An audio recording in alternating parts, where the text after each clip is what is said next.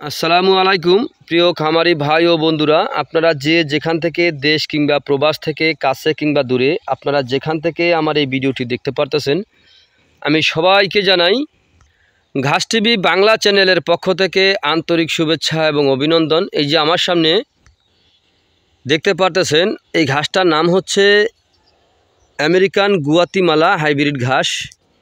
এই ঘাসটা পাতা যুক্ত ঘাস। এই ঘাসটা খুবই ভালো, রসালো ঘাস, ক্যালসিয়াম যুক্ত ঘাস, আমেরিকান গুয়াতিমালা হাইব্রিড ঘাস।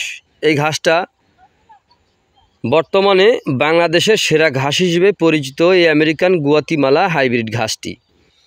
তো এই গুয়াতিমালা হাইব্রিড ঘাসটি আপনি কখন রোপণ করবেন, কিভাবে রোপণ করবেন, দেখেন এই ঘাসটা কিন্তু উঁচু জমিতে রোপণ করা লাগে।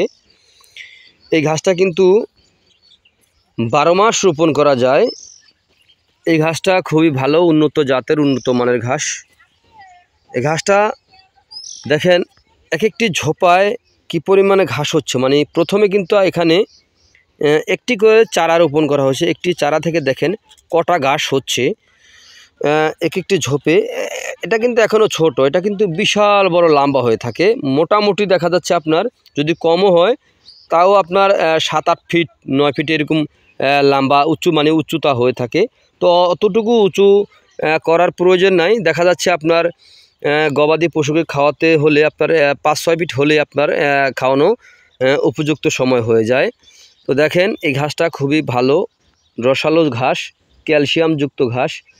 তো আপনারা যদি এই ঘাসটা যদি রোপণ করতে চান তাহলে আমার স্ক্রিনে দেওয়া নাম্বারে যোগাযোগ করবেন। আমরা এই ঘাসের চারা অথবা কাটিং দোনোটাই আমরা সারা বাংলাদেশে ডেলিভারি দিয়ে থাকি। চাইলে আপনিও এই ঘাসের চারা অথবা কাটিং সংগ্রহ করতে পারেন। দেখেন কত সুন্দর হয়েছে।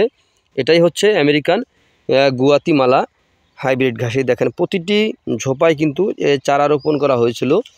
তো দেখেন প্রতিটি কিন্তু ঘাস কিন্তু আপনার হচ্ছে, সবগুলা তো আর একই সমান হয় না, একটা কম বেশি এরকমভাবে হবে। তো দেখতে পারতেছেন কত সুন্দর ঘাস।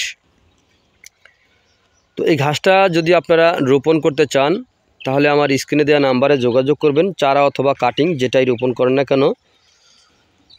তো আপনারা যে যেখান থেকে আমার এই ভিডিওটি দেখতে পারতেছেন, যদি আপনাদের কাছে আমার এই ভিডিওটি ভালো লেগে থাকে তাহলে আমার চ্যানেলটিকে সাবস্ক্রাইব করবেন, পাশে থাকবেন।